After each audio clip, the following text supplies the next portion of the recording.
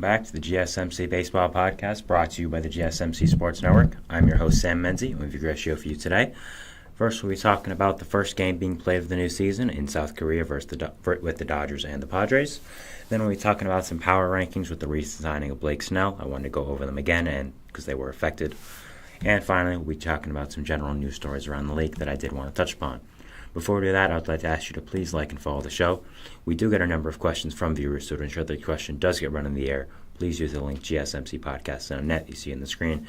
Really does help me, really does help a lot, really does help the show, really does help the entire network. So thank you so much for that, and let's get straight into the stream today. All right, so as I stated before, the first topic we'll be talking about today is, of course, the first game being played of the new season. It's been a long, long road to get to this point, a very, very interesting offseason, to say the least, where we saw a lot of mega contracts being handed out, mainly by the Dodgers. A lot of players still in the market during spring training, a lot of new things happening, but we're finally at the first game. It's not really opening day, as I would put it, because I've talked about this last episode as well, but really opening day, in my opinion, is where everyone plays. You got that 1 o'clock game, the 4 o'clock game, the 7 o'clock games, the 10 o'clock games, and just all-day baseball to start the season. That's what I'm used to as a baseball fan. But, it is the first game of the season, and I'm very excited for it. I do think the Seoul series is a great idea. I think always bringing the game to new audiences is a great idea, especially one like Korea, where there are a lot of baseball players from there, including a lot of players on the Padres, most notably their starting shortstop, Ha-Seong Kim, who is one of the better Korean players of all time, I'd say at this point, both in the KBO and in U.S. now. So I think the Padres and Dodgers were definitely great fits to play this game, and I definitely think Korea was a great place to have this game if you are going to go international. I think there are a lot of other great choices as well, but I do think Korea was one of the better choices they could have picked, so I'm happy about that for Manfred. So, we're going to summarize this game here and give you my thoughts on it. So, first up, we have in the top, we're going to go over all the notable moments, by the way, and then I'll give my wrap-up on it. For the top of the third, bases loaded, 3-2, 2 outs. Max Muncy at the plate. Yu Darvish strikes him out. Big out by Yu Darvish there to keep the game close at the start. Darvish looking to do a really good season. Off some not amazing season last year. He had an okay one. He was a good amount. He was injured for a little bit of it, so both him and Muncy are looking for nice starts to their season and keep it going. So I think it was a good start by Darvish, and unfortunately Muncy couldn't come together with it. Next, we had on the bottom of the third the first runs of the new season. Xander Bogaerts, the new second baseman for the Padres. He had a single on a line drive to center field, James Outman, and the new third baseman for the Padres for this game, Tyler Wade, scored, and it was 1-0 Padres. Jurickson Profar then singled on a soft bunt ground ball to pitcher Tyler Glasnow. Manny Machado went to third. Ha-Seong Kim went to second. So that was another nice moment there. Nice little bunt by Profar. Campusano came up with the bases loaded now. He grounded into a double play. Mookie Betts to Gavin Lux to Freddie Freeman. Manny Machado scored to make it 2-1. San Diego. It's not showing me. Sorry about that. The Dodgers got the other run from a Jason Hayward sacrifice fly to Tatis. So they tied it up there, 1-1. Sorry about me not telling you how they got the other run. After that, we have in the top of the fifth, Max Muncy striked out again on a foul tip. It was 2-2, man on first and third, 2 outs. Could have been a nice way to break open the game for the Dodgers, give themselves a lead. But again, Muncy strikes out. I wouldn't be too concerned if I'm a Dodgers fan about him striking out. It's only the first game of the season, but 2 opportunities there. I think Muncy should have come up clutching at least one of them. So not exactly what you want to see there. In the top of the eighth now, Teoscar Hernandez singled on a line drive to new center fielder Jackson Merrill. After that, we had James Outman walking to put Max Muncy to third and Teoscar Hernandez to second. The base is now loaded with no outs. Recent Dodgers signee Enrique Hernandez doing his third stint with the Dodgers here. He hit a sacrifice fly to left fielder Jose Azucar, and Max Muncy scored, tying up the game for the Dodgers, making it 2-2. Sorry about my camera being a little far away. I'll change that. After that, man on first and second, 1 out. We have Gavin Lux reaching on a fielder's choice, fielded by Jake Cronenworth. Teoscar Hernandez scored, making it 3-2 Dodgers. After that, we had Mookie Betts singling on a ground ball to left fielder Jose Azucar. James Outman scored. Gavin Lux went to second. So, Dodgers have a 4-2 lead now on the Padres. Great start by them. Great start to the season. After that, we had Shohei Ohtani singling on a line drive to left fielder Jose Azucar. Gavin Lux scored. Mookie Betts second. First RBI for Ohtani in Dodger blue. Starting off what's supposed to be a great career in Dodger blue. I would think it is going to be as well. So, great job by the Dodgers there to get that game. I mean, always a great job always a good job to win in the first part of the game, first game of the season. Sorry. So, yeah, definitely exciting for your Dodgers fan for this season. I mean, I don't know how it couldn't be exciting considering you signed Shohei Ohtani. So, yeah. After I want to mention about the Gavin Lux RBI, which I did not mention before. The RBI he got to score some runs there to make it 3-2. It went right through Jake Cronenworth's glove to score a run, which was absolutely insane. I was not up for this, unfortunately. I was not awake at 6 a.m. But, yeah, I don't know how that happened. It was really crazy. So, good job by the Dodgers to get luck there, and unfortunate for Jake Cronenworth. You can't really do much there with your glove. So, you gotta improve upon that. You gotta just keep going. Only the first game, so it's not that big of a deal, but it is something you want to work on for the future. So, just general thoughts on this game. I'm glad the Dodgers came through. I'm glad they won. They have a lot of pressure upon them during the season, and it's good that they lived up to it for at least one game. Padres, again, not a huge deal. It is the first game, so we want to see them improve, but not a big deal that this happened. Going over the notable performances here, Xander Bogaerts, who is leading off the game for the Padres, which is an interesting decision by new manager Mike Shelton, in my opinion. He had 2 hits and 4 at-bats, obviously had an RBI. Tatis had an 0-for, so did Jake Cronenworth, so did Manny Machado, but he did have a walk, so it's okay. Ha-Sung Kim back in Korea, walked once but did not get a hit. Jurickson Profar back in San Diego got a hit.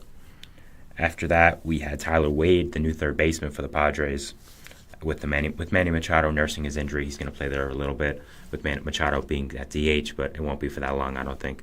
And Jackson Merrill did nothing in his MLB debut, but again, not a huge deal. He's still really, really good, and I'm still really looking forward to watching what he can do.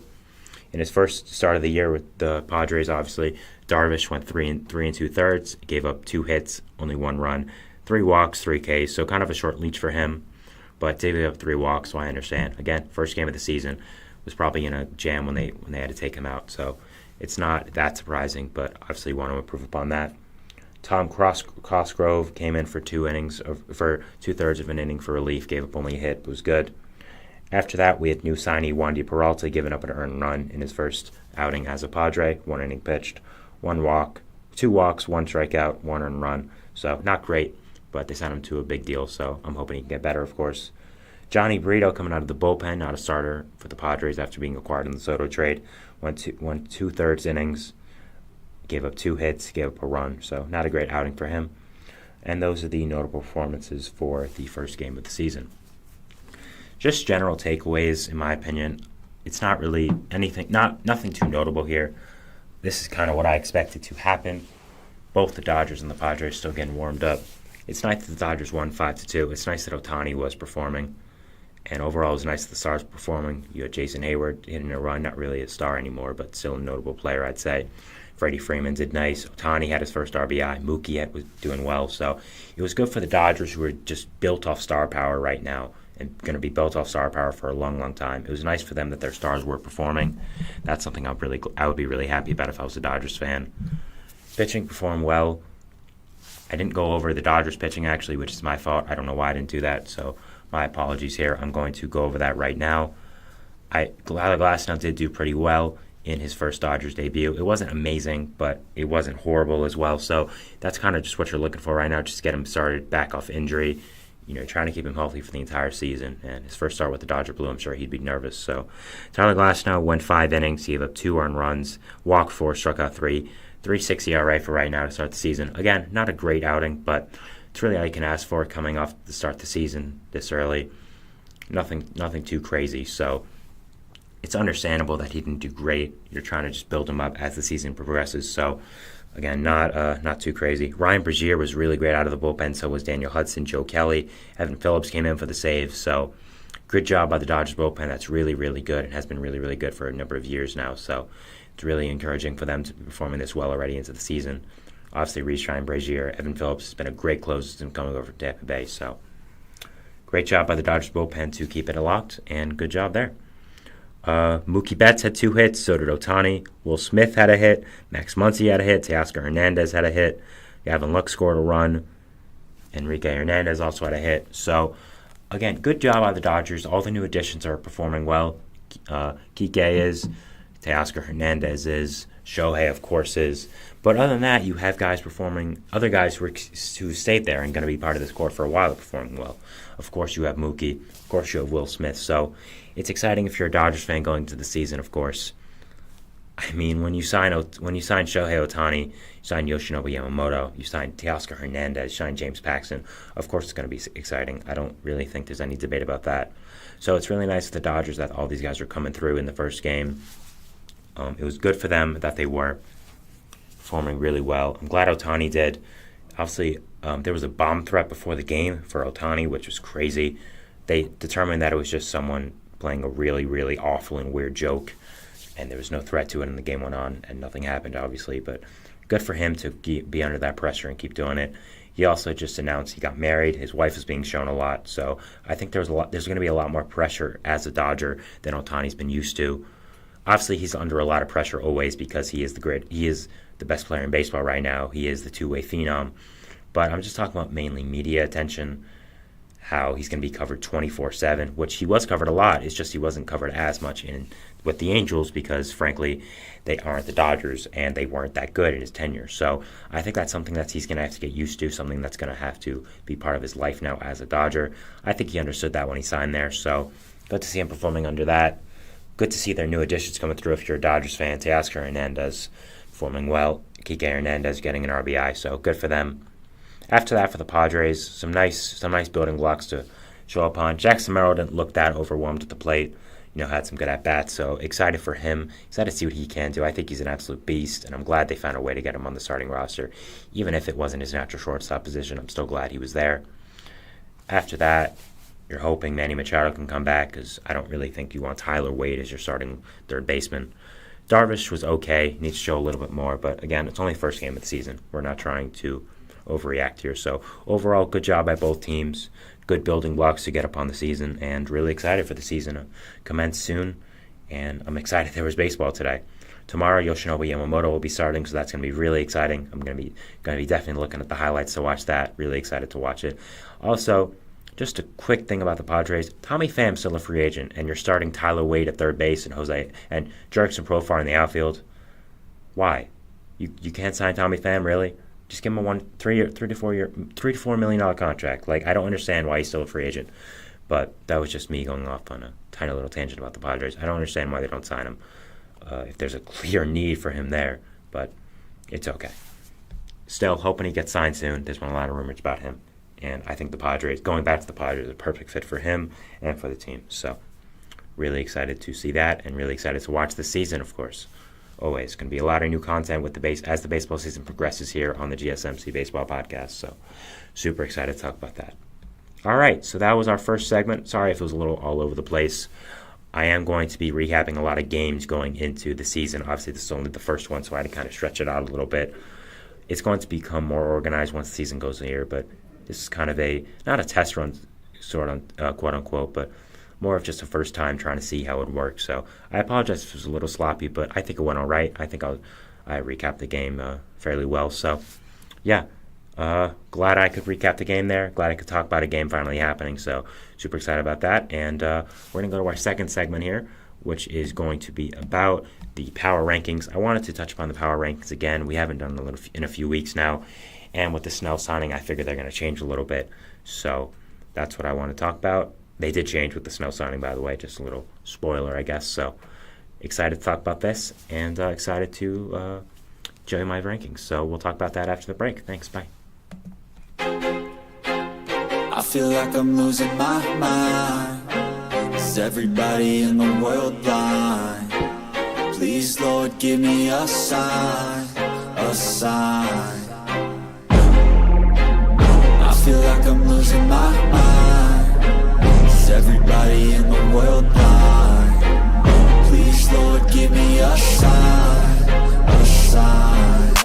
be the greatest. Everybody on the fake shit, I look around and feel like everybody is the fakest. I make this every day and I'm impatient, hoping one day I blow up from the basement. Statement, the top is so vacant, I don't hear shit that I think is amazing. Waiting for my day when I'm playing sold out shows for 1,000 faces. Hey, give me that crown, get in my way and to be put down. It ain't your place, all this my town. If I want that shit, then I'll get it right now. I'm losing it, the noose it fits, I'm losing shit, a stupid myth. You choose to live or choose to dip, you choose to fight or lose your grip and lose a gift. I feel like I'm losing my mind. Is everybody in the world blind? Please, Lord, give me a sign, a sign. I feel like I'm losing my mind. Is everybody in the world blind? All right, we are back here on the GSMC Baseball Podcast, bringing you our second segment. But before we do that, I would like to ask you again to please follow the show, like and subscribe. Use the donation link on the screen, gsmcpodcast.net. Really does help me, really does help the entire show. So thank you so much for that, and let's get straight back into the show. All right, so we're going to be talking about our second segment here, which, as I mentioned it before, is going to be the power rankings for the National League. I'm going to do the American League after that, but I didn't have enough time to talk about it in one segment, so it's going to be in two. So I want to talk about the power rankings again, as I haven't done it in a few weeks, and I always love rankings. I always love power rankings. It's always super fun in my opinion. So, and it's definitely changed after the Snell signing, which you will see. That's really why I wanted to do it, and it is closer and closer to the season, and I don't think a Jordan Montgomery signing for any team is really going to drastically put them over any other team. I think there'll be one case about that happening, and I'll talk about it in the AL part, so kind of a little thing there. But yeah, let's get straight into the NL Power Rankings. So we're going to start off from 15 to 1. At 15, no surprise, it is the Colorado Rockies. Not going to spend too much time on the Rockies here. They're really bad. They don't have much going for them. Their best player is... Who is their best player? I don't know. It's probably Nolan Jones, which is not a great, exciting thing. He broke out after a trade from the Guardians last year. Great, you have a nice young player, but if Nolan Jones is your best player, I think that shows where your franchise is right now. They don't have much going for them. Chris Bryant's been a disaster since coming there after replacing Arenado, quote-unquote. So not a great time right now to be a Rockies fan. I don't know if it ever is, so... Now, I'm not going to talk about the Rockies much here. They're really bad. Number 14 is the Washington Nationals. Now, I want to preface, I don't think the Nationals are horrible. But as of right now, they are. What I'm trying to say here is they have a lot of young talent coming up, presumably this season, and I think a lot of that is going to help them. So I think if everything goes right, they will be much higher on this list come towards the end of the season. So as of right now, they are 14 just because their Major League roster right now is bad, but if your younger guys start coming up and performing like James Wood, Dylan Cruz, Robert Hassel, guys like that, I mean all over the farm system, Brady House as well, I think you'll do really, really well, and I think they'll kind of have a vision going forward and kind of show why these young guys are the future of their organization and why they are really good and why they're so sought after in baseball circles. So I don't think they're that bad because they have a young core there, but the pitching's not that good. And as of right now, because the players are not on the Major League roster, I will have to put them at 14. At number 13 is their NL East counterpart, the Miami Marlins. Now, the Marlins have not done much this offseason, letting a key piece like Jorge Soler walk, which I think was a big deal. You also had a lot of pitching injuries. You had Sandy Alcantara getting hurt, Yuri Perez getting hurt right now, probably not starting the season in opening day. Will probably be on the IL at that time. Yes, you have a lot of pitching depth. You have guys like Jesus Luzardo to fill in, Braxton Garrett, Ryan Weathers, AJ Puck, but you're still getting tested. I mean, I don't really know what you're going to see in AJ Puck or Ryan Weathers to make you seem like those are franchise guys. Both are mainly relievers. They're trying to make them starters right now because they're in a crunch. Could they see something in them? Absolutely, but it's right now they're making them starters because of where they are and because they are in a crunch with their roster right now. So, not very high on the Marlins going into the season. I don't know how Tim Anderson will perform. I think that's kind of their biggest X factor right now. If he can't perform well, I think you have a nice trade bait at the deadline or someone you can build around at the shortstop position.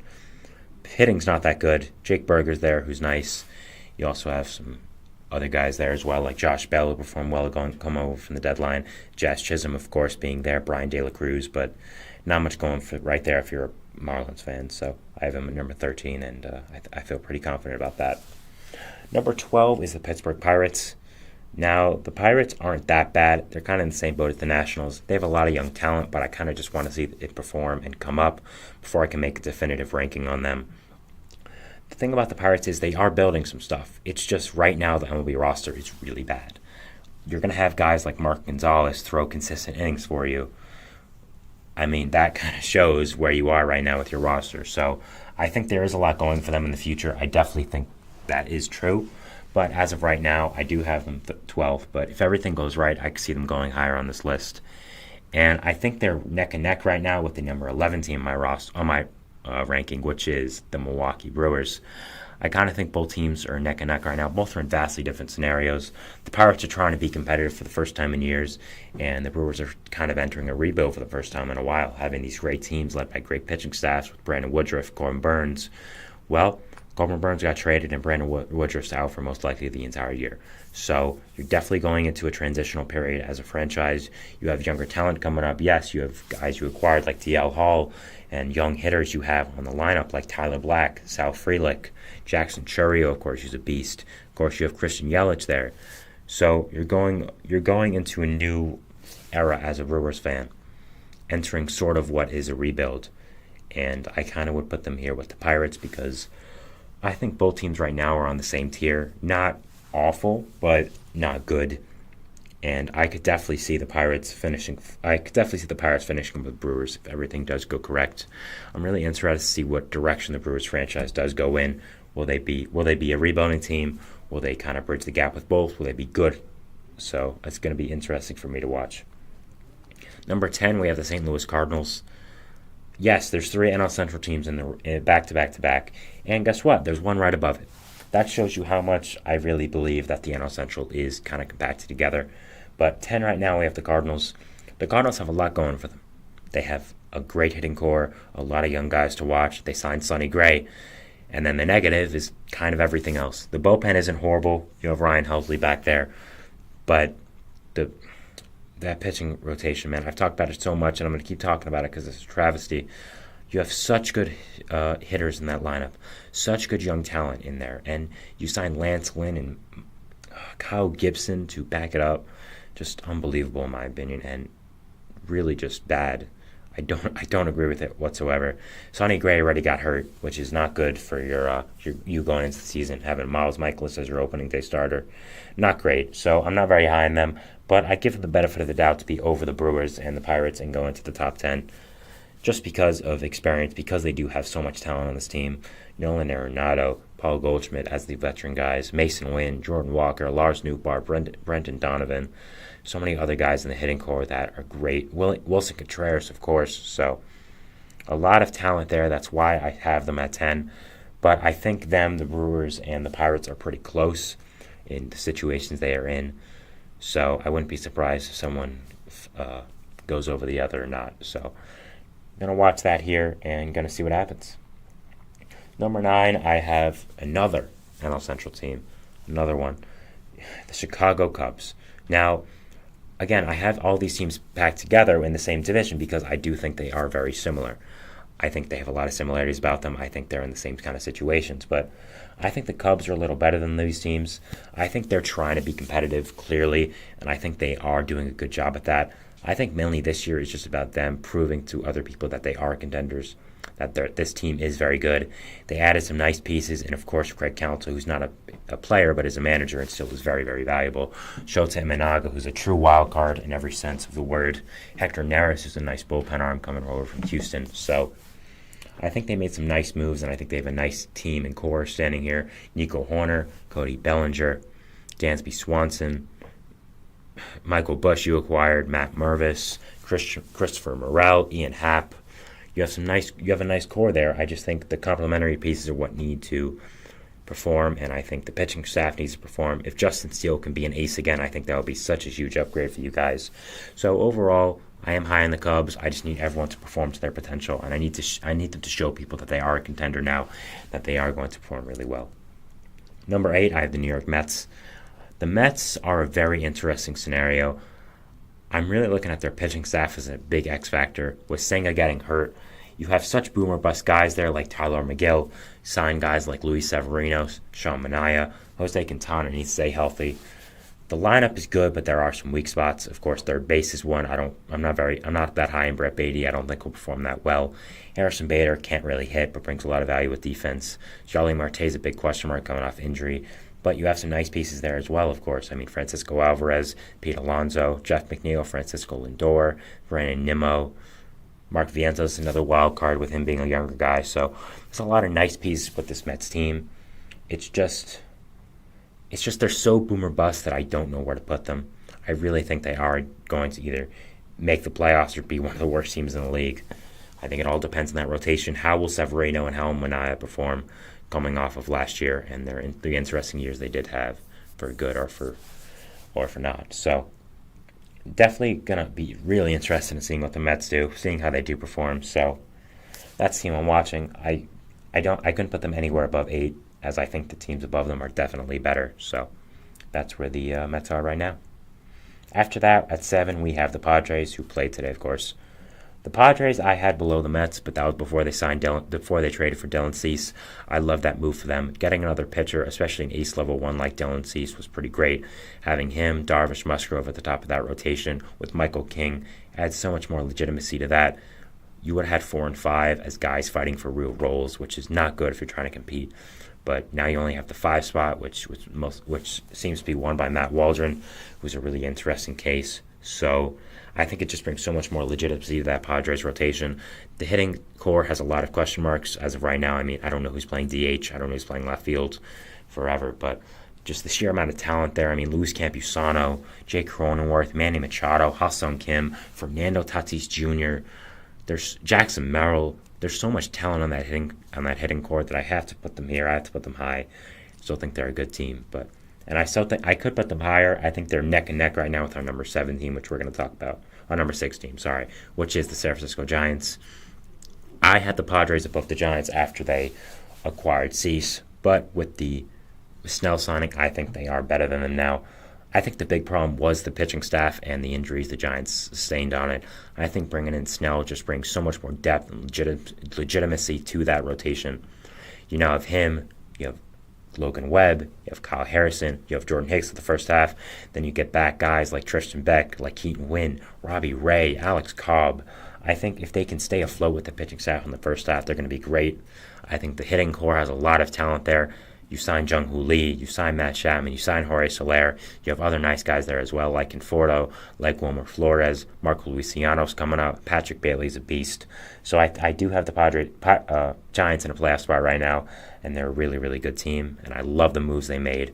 They didn't get a superstar, but they got a lot of nice complementary pieces to be around the team. I think you could say Snell's a superstar, but he probably won't be there for long because of the contract, so I don't really classify him as that right now. So going into the top 5 here, kind of a hot take in a way, is the Cincinnati Reds being top 5. I love the Reds so much. I love what they're going to do. I'm super high in them. I've talked about this so much in the podcast that people other than Red fans are probably sick of me. I love their young hitting core. I love all the sheer amount of talent they have. I think the pitching additions were great. I love everything about this team. I think they're the clear favorite in the NL, in my opinion. They added nice to the bullpen with Brent Suter.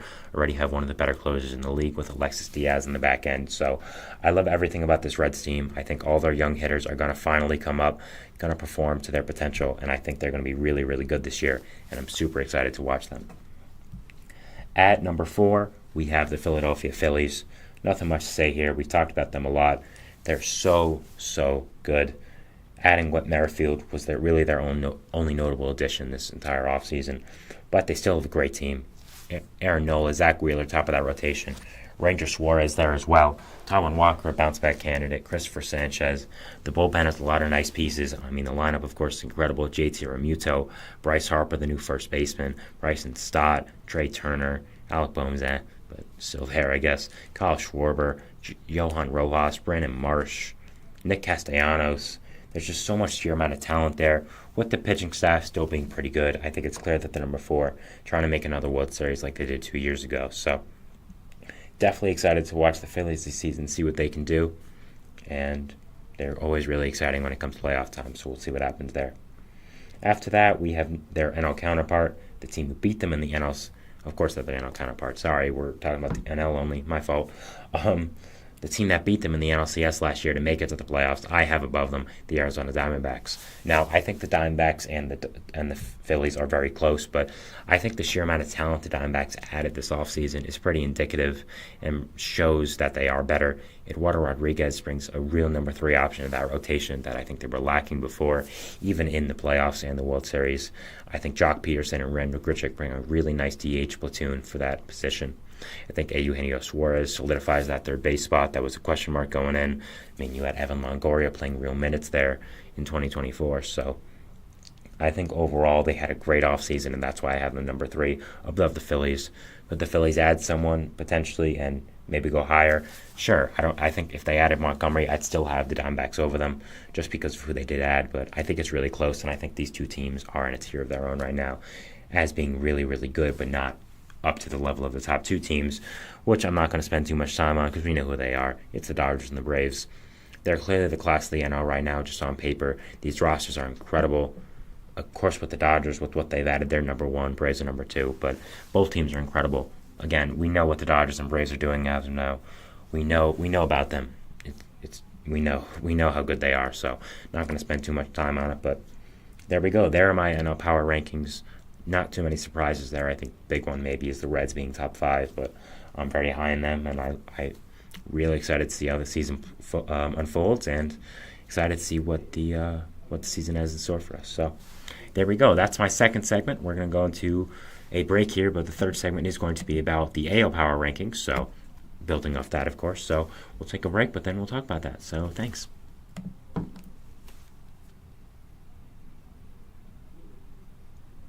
For the best and latest podcasts available anywhere, go to the podcast app on your cell phone and type in GSMC to access free content-rich podcasts on health and wellness, book reviews, sports, entertainment, relationships, social media, movies, technology, finance, and even weird news. Subscribe and download the GSMC Podcast Network's family of shows, available everywhere podcasts are found.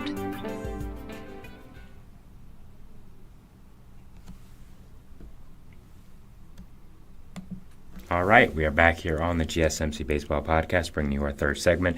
It is, of course, going to play off the second segment I just talked about, which was power rankings in the National League. So the only right thing to do here now is talk about power rankings in the American League. So, yeah, haven't changed that much from the last time. There are some injuries that I wanted to talk about, which is why I have some teams where they are. Yankees, hint. But, yeah, I want to talk about the AL and the power rankings, and super excited to get into it. So, here we go. First, at number 15, no surprise, it is the Oakland Athletics. Now, it was a big debate between them and the number 14 team to put them at 15, but I went with the A's. They have nothing going for them. They have, 0 good players. I'm really confused with how they're going to win any games this year. I don't know what to say about the A's. They're really, really bad. Not much to say about them. They're not good.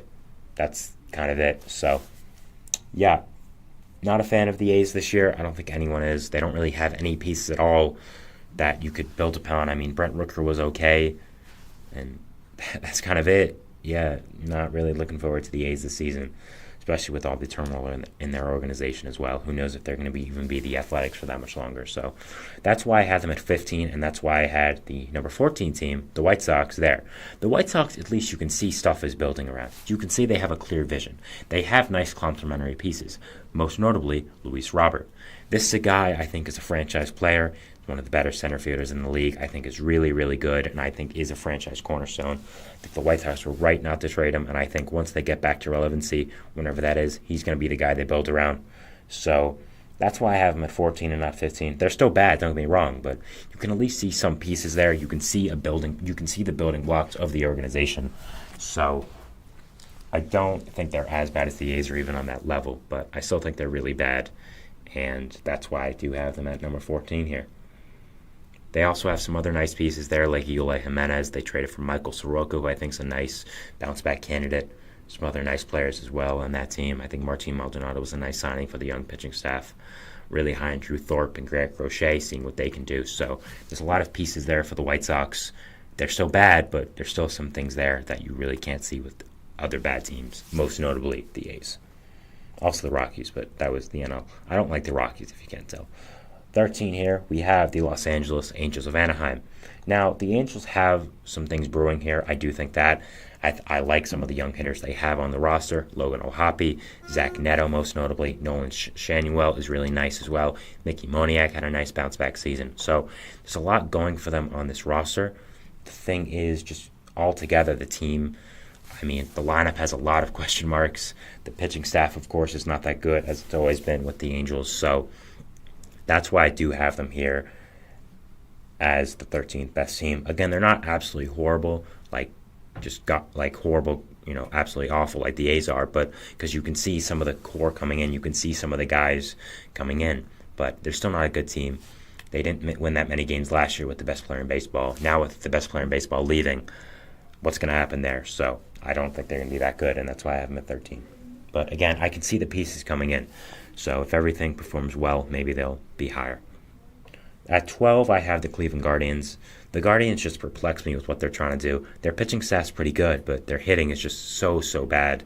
Of course, you have Jose Ramirez. You have Andres Jimenez, who's a nice player. But after that, there's not much. You have Bo Naylor, a catcher, who's a nice developmental piece. But you just sent down Colin Manzardo. Like, he's one of your better power hitters on the roster already, and you sent him down to the minor leagues to flip his service time. I understand that that's what they want to do as a small market team, but still, just if you're trying to win, why would you send him down? I don't understand. So it's clear to me that they aren't trying to win that hard. I don't think they're that good. I don't think there's a lot of pieces on this team that can really perform for them, really big parts of their team. So yeah, that's why I do have them at number 12. But again, they're not horrible. It's just they're super boring. There's really nothing going for them. Their pitching staff's nice, but they've already had some injuries to it. I don't think Shane Bieber will be here past the trade deadline. Interested to see how Tristan McKenzie does perform. So nice pieces, but just overall a super boring team, and that's why I do have them ending up at 12. I think they're pretty neck and neck with the 11 team as being really boring and kind of in their tier of their own, as not the worst teams in the league, but not that good. In the Boston Red Sox, the Red Sox might have been a little above this, but they lost Lucas Giolito, and their pitching staff is just not doing right now. Sorry for moving around again. It is just something I do. I'm trying to work on it, but yeah, if you're watching a video and you see me moving around, that's why. But yeah, they're just really boring, the Red Sox. I don't know what to say here. Could they add Jordan Montgomery? Sure. Would that make them better than teams above this list? No. But they have some pieces, I guess. Brian Bayo's super good. You've heard my acclaim for him, how much I love him as a prospect and as a player. Rafael Devers is really good, of course, franchise guy. That's kind of it. Like, you got a lot of young players, but they haven't come up yet. So the Red Sox, for me, are kind of just like the Guardians, super boring, just not a team I'm interested in at all. So, yeah, it's kind of it. That's why they're number 11. Didn't even crack the top 10. What a fall from grace for the Red Sox. 2021 had that great season. It's just been downhill from there. They could have spent on a lot of guys. Tell me you couldn't have gave that Snell contract. I don't understand why you haven't signed Jordan Montgomery yet as well. So, yeah, not great for them if you're a Red Sox fan with how boring I do think they are. So, not great. Again, they're not even that bad. It's just they're boring. So that's why they are here at number 11. Number 10, I have one of the surprising teams of the entire offseason with the moves they made, the Kansas City Royals. Now, the Royals made a lot of good moves, in my opinion. I think most notably signing Seth Lugo was a great move. I think Michael Wacha was a great complementary piece to that rotation. I think Hunter Renfroe was a good piece of the lineup. Adam Frazier's fine depth, I guess. Bobby Witt Jr., of course, great extension there. So the Royals have a lot of pieces. It's just putting it together. I don't think this is going to be their year to really compete. Yes, Bobby Witt Jr., great player. Vinny Pasquantino, great. Michael Garcia, going to be okay. But MJ Melendez, fine. But overall, the bullpen's kind of worrisome. Pitching staff, is okay. There are some question marks there. So definitely an interesting season for the Royals. They could be much better than this, but I think there just are simply a lot better teams than them. I think they're a good team, but overall in the landscape of the AL and especially the AL Central, I just don't think they're going to be doing that much. So that's what I'm looking out for them here. Number 9, I have their AL Central counterpart, the Detroit Tigers. Now, I love what the Tigers did this offseason, maybe even more than the Royals. I love the Jack Flaherty signing. I thought it was a little expensive, but it's a one-year deal, so it's fine. I like the Urshela signing. I like the Marcana trade, bringing a nice veteran DH to that young lineup. I think that was really nice. Other than that, I think the Shelby Miller was a good signing for the bullpen. Bringing back Andrew Chafin was nice as well. So I think there were a lot of nice moves made by the Tigers this offseason. I think they're really high in this young core they have, including guys like Spencer Torkelson, who I think once he finds his groove in the major leagues will be a beast. Riley Green has been really, really good, and I think he's going to continue that. Parker Meadows, a nice guy coming up. Kerry Carpenter as well. Pitching staff is great as well. I think Tarek Skubal is going to be a dark horse Cy Young candidate. Casey Mize coming back from injury is going to be good. So I think overall this Tigers team has a lot going for it. I think they could be really good. The AL is tough. That's why I have them at 9. But again, I think that's more indicative on how good the AL is than them. I like the fact that they're trying and they're not just throwing the seasons away like the Tigers of the past might have. So excited for them and excited for their fan base to finally see a winning product on the field. After that, at number 8, we have, surprisingly, the defending world champion Texas Rangers. Now, this was a tough decision for me because I wanted to give them the benefit of the doubt as they are the defending world champions. I mean, I doubted them all last year. I had them lose to the Rays in the first round, and then they beat them in 2 and then went to the World Series. So I wanted to give them the benefit of the doubt, but I just couldn't. This pitching staff for me, man, it does not do it. Nathan Eovaldi, John Gray, Andrew Heaney, Dane Dunning, they're fine guys, but are they really going to repeat last year? I don't think so. Max Scherzer's out for a long time. So is Jacob deGrom. They're both older, so they probably will take a little more longer time rehabbing. So I don't like the fact they haven't added a starting pitcher yet. I mean, they say Cody Bradford's going to be in the starting rotation, which just not what you want for his title defense. So I think Dylan Cease would have made them a lot better team if they were able to pull the trigger on that, but they unfortunately weren't. So what can you do about that? But I think the hitting talent is just incredible. That's why they're not lower. Of course, Wyatt Langford, Evan Carter, great in the outfield. Adolis Garcia as well. Marcus Semien, Corey Seager, of course. Josh Young, Nathaniel Lowe, Jonah Heim. Like, there's such great hitting talent. Overall, I don't believe in the pitching, and that's why they are 8th. I think there's a lot of good teams in the AL, and that's kind of also why they're a little lower, but I think it is just mainly their pitching staff. After that, we have number 6, the Toronto Blue Jays. The Blue Jays, I just skipped over an entire team. That's my fault. At 7, I have the Rays. The Rays are a good team, but there's a lot of injuries and a lot of question marks about this team, mainly the pitching staff. Because of the injuries, I don't know how you're going to mainly pick up all that value. I mean, Shane McClanahan is an amazing pitcher. Jeffrey Springs was great. Drew Rasmussen was great, and they're all out. So these are all guys that were big parts of the Rays core, big parts of their team, and I just don't know if they're going to be able to replicate them in the ways that they usually can because they are the Rays. Ryan Pepio, Taj Bradley, guys like that, really good. Zach Eflin, really good. Aaron Savali, good, but I think going into the depth of the season is kind of thin, and as much as the Rays have magic as they have every year, I don't know if that's going to happen this year. Shortstop situation you have to figure out as well. So I think there's a lot of question marks about this Rays team, and that's why I have them as 4th in the AL East. I don't think they're bad. I just think there's a lot of good teams in the AL. The team I have above them is the team I talked about right before by accident, which of course is the Toronto Blue Jays. Now the Blue Jays have a lot going for them. I think their pitching staff's pretty great. I like the additions of Turner, of IKF, of bringing back Kevin Kiermaier. Yari Rodriguez is a good addition to the pitching staff in whatever way they decide to use them. So I think there's a lot going for them. I just think it's overall just them, all the players and the entire team putting it together, living up to their potential. I mean, they should be so much better than they are, but Vladdy had a down season last year. There's been some stuff going on with the organization. Kevin Gausman started the season injured, so that's another negative factor. But I still love the pitching staff and the amount of sheer talent they have on it. I think the hitting core is pretty great. So overall, excited to watch them. I think they have a good team, and that's why I have them in a playoff spot here. At 6, I have the Seattle Mariners.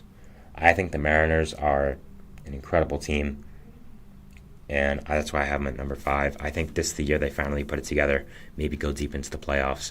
Julio Rodriguez, obviously is the franchise cornerstone, but you added guys around him, which is nice. You started off the season weird, but off-season weird. We thought they're gonna subtract and kind of get rid of money, but they signed Mitch Garver, who was a nice addition to the DH position. Jorge Polanco was a nice addition to third base. I like the pitching staff they have. Of course, it's incredible with all the young talent. Luis Castillo, their ace, leading them. So I think the Mariners have a lot going for them, and I think they're a really great team, and that's why I have them top 5. Number 4, I have the AL Central winners, in my opinion. Twice now it's going to be, if they do win, the Minnesota Twins. I love this team. They did lose a lot this offseason, yes, mainly Sonny Gray, but they have a lot of guys who are going to come up and fill in that position. Guys who didn't get a chance years before, like Chris Paddock, Louis Varland, Simeon Woods-Richardson, guys like that. So I think there's a lot of depth in this Twins team. I think they're really, really good. And I think if Correa and Buxton bounce back, they could even be better than number 4. So we'll see. But yeah, I love this Twins team, love what they got going for them, and I think they're really, really good going into the year. Now, the top 3 are the 3 teams I think are elite, and I kind of have bunched together, but I'll tell you the specific order I have them in. Number 3 is the Baltimore Orioles. Number 2 is the New York Yankees, and number 1 is the Houston Astros. So the reason I have the Astros above the Yankees and the Orioles is for injury reasons. Now, you're going to say, well, Sam, yes, the Yankees lost Cole, and the Aaron Judge situation is weird, and the Orioles lost Kyle Bradish, yes. But didn't the Astros lose Verlander and Urquidy? Yes, they did. But I think the Astros had the depth to withstand it. Hunter Brown, J.P. France, Christian Javier, Framber Valdez, I think are all great. I think they have some other guys coming up who are going to be in more higher positions in this rotation. And also, I don't think Verlander and Urquidy are going to be out that long. I think Cole is going to be out at least 2 months, probably more. So that's why I have the Astros above them. I didn't have them above the Yankees before the injury. Same with the Orioles before the Kyle Bradish injury. But I think there's a lot of questions with those pitching staffs, and I think the Astros have it managed more. I think the lineups are all pretty much equal. I think they're all really good. The Orioles, of course, the younger team, going to be the future of the AL. Yankees, we'll see what happens with the new addition of Soto. Astros added Hader, which is a huge addition to the back end of that bullpen. Brian Abreu to Ryan Presley to Josh Hader is just absolutely incredible, and I think that's another one of the reasons I have them here as the number 1 team. So Orioles, Yankees, Astros can really be in any order in my opinion, but I have them as Astros, Yankees, Orioles. And again, if you have Orioles, Astros, Yankees, Yankees, Orioles, Astros, anything like that is fine with me, but that's why I have them, and I just think overall these 3 teams are the top 3 teams in the AL and are pretty elite. So that was our 3rd segment, talking about some AL power rankings. We're going to go into our 4th segment here, which is going to be about some general news stories around the league, usually how I do end it. So we'll talk about that, and we'll talk about what's going on in the league, and we'll see you after that. So thanks.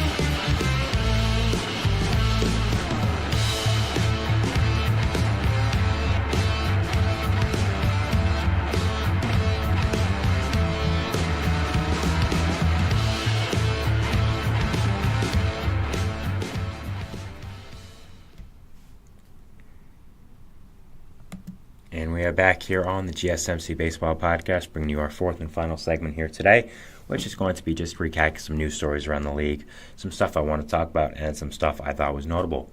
So, first off, we have some news with the Mets. Tyler McGill has won their 5th spot in the rotation, and will be starting there on opening day. So, thoughts on this are it was not surprising at all. I think since Senga came down with that injury, Mets people and Mets fans have been looking at McGill as the guy to step up. Personally, in my opinion, I would have picked Jose Butto over him. I think Butto has a lot more going for him. I think he's younger. I think McGill has shown time and time again that he's just mediocre and just kind of an okay major league pitcher and nothing more. I think Butto could have potentially shown more than that, but overall, I don't think it was a huge misdirection by the Mets, so I don't think it was that bad of a decision. But that's who I would have picked. McGill is introducing a new pitch, kind of an American version of Kodai Senga's Ghost Fork, as he put it. So that should definitely be interesting to watch. So we'll see what happens with McGill as that fifth spot in the rotation. Since Senga did go down, as I said, I think he was the leader in the clubhouse for it. So not surprising. Jose Quintana as your ace right now, and McGill as your 5. Not ideal for the Mets, but it is what it is. I mean, injuries always happen, especially pitching injuries, especially to your ace. So not surprising here. Next, we have Matt McLain of the Reds having a shoulder injury, and he might not start at opening day. This would be not great for the Reds, in my opinion. It wouldn't be horrible because, again, it doesn't seem like it's that big of a deal. But he is their starting shortstop. He is one of the reasons I am so high in the Reds. He was so good last year. I think he's going to be continuing on that. I think he's a great player, and I think he's going to be a future all-star for the Reds and a future superstar as well.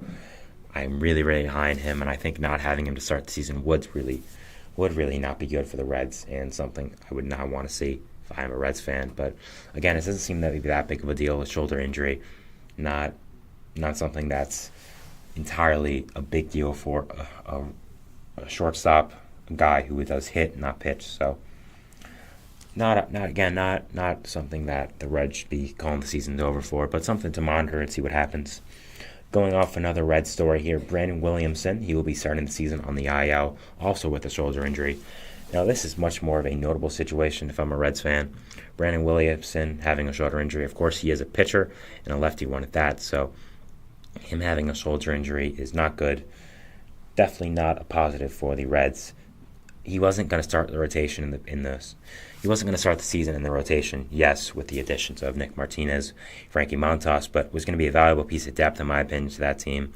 Guy who probably would have came out of the bullpen or started in AAA, thrown a lot of spot starts, been a really nice swing man for the Reds, a really valuable piece of that organization and that team, and for next year. So, not a great thing for the Reds, but overall, it can be they can overcome it. It's not the worst thing to happen. So, just hopefully the Brandon Williamson injury and the Matt McLain injury they figure themselves out and they aren't too negative to the Reds going into the season. Again, I don't think either should be that big of a deal, but overall, you're just hoping that everything turns out well. And again, Matt McLain is one of the big reasons I am so high on the Reds, why I had them as a top 5 team in the NL, why I had them winning the NL Central. So as an avid Reds supporter, I very much hope that this season will go well for them, and I hope both these players come back from their injury. Asa Lacy is undergoing Tommy John surgery and will miss at least all of 2024 and most of 2025. Asa Lacy was a former top prospect with the Royals, a guy who was picked very high and has just not performed well since coming out from the draft. Has shown some flashes here and there with the Royals organization, but overall has been a pretty big bust.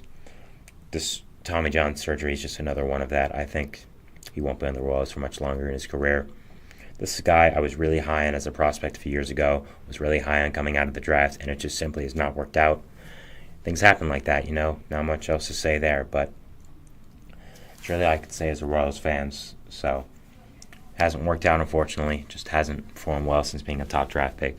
These things happen. It's really unfortunate for the Royals. I thought he was a guy that had a lot of potential going into his career, so unfortunate, but maybe the Tommy John will be the one thing that helps him. I think with a lot of pitchers it kind of resets their arm, gives them a lot of time to rest, figure out what they're going to do, how they're going to come back, how they're going to attack the rehab. So it could be a positive. I don't really think it will be, but again, crazier things have happened with baseball, and a lot of players have had Tommy John turn into a positive for them. So I think looking at pitchers nowadays, Tommy John is just a thing that's going to happen at some point. Like it's just going to happen. So I don't think it's viewed as the career ender as it might have been a few years ago. So I think it's just something that is going to happen with a pitcher's career because of how hard they throw, how much stress is on their arm. I mean, throwing a baseball like that is not natural. So you're at risk every time you step on the field. So I don't think it's a huge deal that he is getting Tommy John, but I do think it is notable. After that, we had Eduardo Rodriguez. He had a lat issue yesterday in his spring training game with the Diamondbacks coming out of the game early. Something I'm definitely monitoring going forward. Again, I'm very high in the Diamondbacks. I love the signing for them, and I thought it brought a lot of legitimacy to that team. So I'm really hoping that it isn't a big deal and he is going to be fine. He should be fine. I think we would have heard by now if he wasn't going to be fine. So I think it's not a huge deal for the Diamondbacks, but again, something you want to just keep in mind and watch and see what happens as the season goes on. If he is affected by it, if he does start the season on the IL, if he does have to do a stint on the IL because of it. So not something you want to watch here, but overall I think Eduardo Rodriguez should be fine. And again, I'm looking forward to watching him be a big part of this Diamondback season and be a big part of how they can do this season. According to Astros general manager Dana Brown, they will not be pursuing starting pitching going into this year. That is surprising to me. After them losing out on Snell with the Verlander injuries, with the Urquidy injuries, I kind of figured they would. Not even a top guy like Jordan Montgomery, but maybe even a smaller guy like Mike Clevenger, potentially Michael Lorenzen. So if I was the Astros, I would go after a pitcher. I do like their depth I talked about before. I think J.P. France, Hunter Brown are guys who can make really quality starts. Hunter Brown himself being in the rotation, no matter what, of course. But I think with Verlander and Urquidy, you don't know what's going to happen. I think Verlander, especially because he is old, I would have gone after heavily a guy like Jordan Montgomery, gone after a guy like Michael Lorenzen pretty hard as well. So I don't agree with this decision personally, but I understand they probably want to just test out the depth, see what's going on with it. So I understand why they're doing it, but again, I disagree with the decision, and I would go after Jordan Montgomery or Michael Lorenzen if I was them. Finally, the Padres, before the game today, of course, selected Tyler Wade and Jackson Merrill, and they are going to be starting for right now on the lineup. Jackson Merrill, of course, will be playing center field, as there is no place for him to play his natural position of shortstop or second base, because they have Ha-Seong Kim and Xander Bogaerts manning the middle infield for a long time. Ha-Seong Kim might leave after this year because he is a free agent, and that could open up a spot for Jackson Merrill, but as of right now, he is going to be the center fielder. It does make sense for him to be the center fielder. He is very athletic, so he can play center field, really no problem. You don't have a spot for him, but you still want to get him involved in the lineup because he is such a great player. He is such a great young talent, so it's understandable why they played him in center field, and I agree with it, and I think it was a good decision by them. So overall, good decision, and I'm excited to see how he does play. I think he can perform really, really well, and I'm honestly really, really excited seeing what he can do this season. After that, we have Tyler Wade, who is probably going to be the starting third baseman for a little while now. Usually he will be a bench bat, but Manny Machado is nursing an injury, so he is playing DH as of right now. So Tyler Wade should get some action there. He did start in the first game. Brings some nice defensive versatility there. Brings some nice defensive ability there as well. So not really much with the bat, but I think he's a good depth guy. I think elevating him to anything above that would be bad, and I don't think he should be starting full-time. But as of right now, in a crunch with the Machado injury, I think that is what makes sense. Recapping a tiny bit here, Tyler McGill, he did win the 5th spot in the Mets rotation. Good for him. I think we all knew he was the favorite, and I think this is kind of his last chance to prove himself as a fixture in the Mets rotation plans going forward. Matt McLain and Brandon Williamson, some injuries for the Reds. Not great, but Williamson's more of a depth thing, and McLain doesn't seem to be that big of a deal. So overall, I wouldn't worry too much, Reds fans, but still something to keep your eye on as the season does go ahead. Asa Lacy having Tommy John, again, just hasn't worked out as a Kansas City Royal, as a guy in the Major League. So it's not great, but what are you going to do about it? Eduardo Rodriguez, something else I'm watching, seeing if that lat issue does come up again, flare up again, see if it does affect him going into the season. So is a big part of the Diamondback season this year, big part of what they are going to do in their NL pennant defense. So something I'm watching. Astros, not a great decision in my opinion, not to produce starting pitching, but it is their decision. And talking about Jackson Merrill and Tyler Wade being selected by the Padres. So that is it for our show today. Thank you so much for watching. It is really appreciated. Again, follow us anywhere you can see content and updates. Twitter, Instagram, Facebook, TikTok, all that stuff. So again, anywhere you can get content and updates. Thank you so much for watching. Your support means so much to us. Have a great day, and we'll see you at Baseball Thrones tomorrow. Goodbye.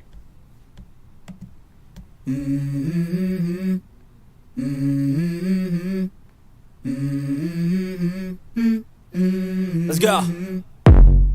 I I wake up to a little bit of drool on my pillow, feel like it's gonna be a bad day. Yeah, I'm tired of shit, and the coffee ain't hit yet, damn ain't that great.